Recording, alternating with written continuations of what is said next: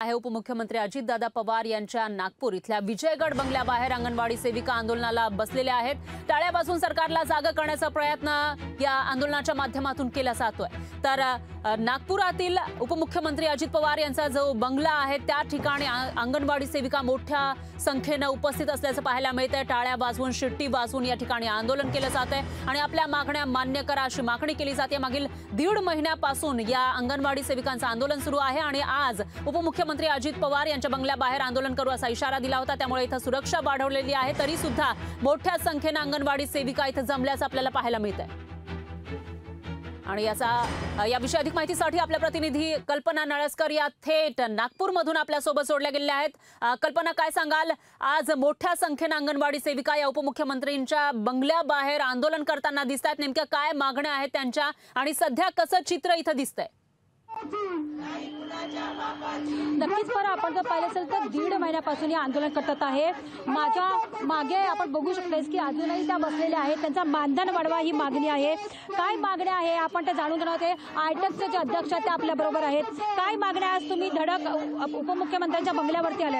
आज 52वा दिवस आहे अंगणवाडी कर्मचाऱ्यांच्या संपाचा। कॅबिनेट झाली पाहिजे आणि या कर्मचाऱ्यांची जी मुख्य मागणी आहे की 26,000 किमान वेतन, ग्रॅज्युटी आणि पेन्शन यावर शासनाने ताबडतोब निर्णय घ्यावा। यासाठी महाराष्ट्राचे वित्तमंत्री अजितदादा पवार यांच्या घरावरती आज आम्ही मुक्कामी आंदोलन ठेवलेलं। आम्ही आज इथे आंदोलन सुरू आहे तेव्हा प्रशासनाच्या माध्यमातून अजितदादाशी बोलून कॅबिनेटमध्ये या सर्व अंगणवाडी कर्मचारी, महाराष्ट्रातल्या आशा कर्मचारी यांचा प्रश्न ताबडतोबीने सरकारने सोडवला पाहिजे ही मागणी घेऊन आम्ही हे आंदोलन करीत आहोत।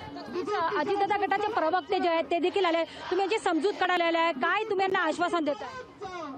हा 55 दिवसापासून अंगणवाडी सेविकांचा जो मोर्चा चालू आहे तो मोर्चा म्हणजे संप चालू असला तरी आजचं आंदोलन स्थगित करण्याकरता म्हणून मी शहराचा अध्यक्ष राष्ट्रवादी काँग्रेस पक्षाचा या नात्याने इथे आलो आहे। मी काल आदित्यताई तटकरे यांच्या मंत्रालयाशी पण बोललो, त्यांनी मला हे इतिवृत्त 5/12/23 पाठवलेलं आहे, ज्याच्यात pension, gratuity, smart mobile phone याच्या ज्या मागण्या आहेत त्या मागण्या आम्ही ताबडतोब मान्य करू असं त्यांनी विचार दिला। आंदोलन मागे घ्यायचं आश्वासन दिलं का तुम्हाला? आम्ही त्यांना आता विनंती करू आंदोलन मागे घ्या म्हणून, आणि आमचे भाऊ आंदोलन मागे घेतील, कारण की आमच्या महिला भगिनी ह्या 55 दिवसापासून इथे बसलेल्या आहेत।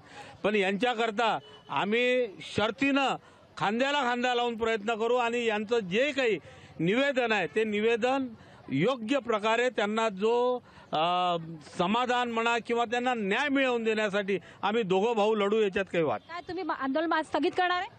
ना आम्ही हे आंदोलन आपल्याला माहित असेल की 52 दिवस झाले सुरू आहे। आंदोलन स्थगित करण्याचा प्रश्नच येत नाही, संप मागे घेण्याचा प्रश्नच येत नाही। प्रशासनाने आपली कामगिरी उत्तमरित्या पार पाडावी हे आम्ही त्यांना विनंती करतो। यासोबतच जे राज्यकर्ते आहेत, राज्यकर्ते हे सैरावैरा फिरत आहेत, तेव्हा त्यांनी एका ठिकाणी बसून ज्या महाराष्ट्राची जी सुजाण जनता आहे किंवा महाराष्ट्राचं भविष्य घडवणारी जी अंगणवाडी कर्मचारी आहे, महाराष्ट्राचं आरोग्य बघणारी आशा गटप्रवर्तक आहे, यांच्या ज्या मागण्या आहेत किमान वेतनाच्या या सोडवल्या पाहिजेत। याच्यासाठी हे आंदोलन सतत सुरू राहील मागणी मान्य होईपर्यंत।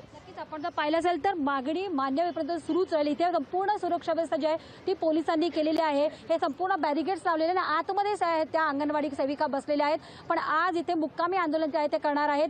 आश्वासन देण्यात आलं आहे, पण जोपर्यंत मागण्या मान्य होत नाही तोपर्यंत आंदोलन मागे घेणार नाही असा पवित्रा जो आहे तो अंगणवाडी सेविकांनी घेतलेला आहे। फरा निश्चितच कल्पना, आपण बघतोय की त्यांचा पवित्रा, त्यांच्या ज्या मागण्या आहेत त्या अजूनपर्यंत पूर्ण झालेल्या दिसत नाहीयेत। 50-52 दिवसांपासून हे आंदोलन सुरू आहे, पण ते मुक्कामी आंदोलन करणार असं म्हणतायत। याचा अर्थ नेमका काय आहे आणि पोलिसांचाही मोठा बंदोबस्त इथं काही वेळापूर्वीच तैनात होता?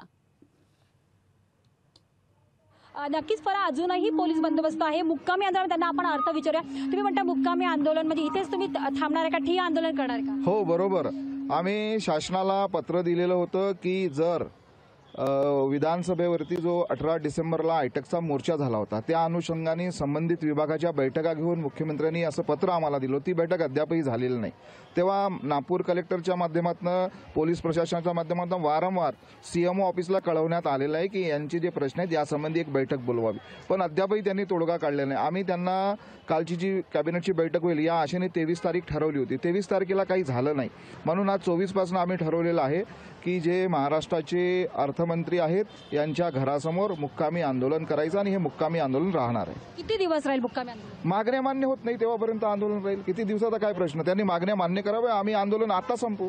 नक्कीच मुक्कामी राहणार आहे तुम्ही यांच्या मागण्या पोहोचवणार आहे का की हे मुक्कामी थांबणार आहे? आम्ही यांच्या मागण्या पोहोचवू. कोणत्याही मागण्या एका दिवसात तर मान्य होणार नाही.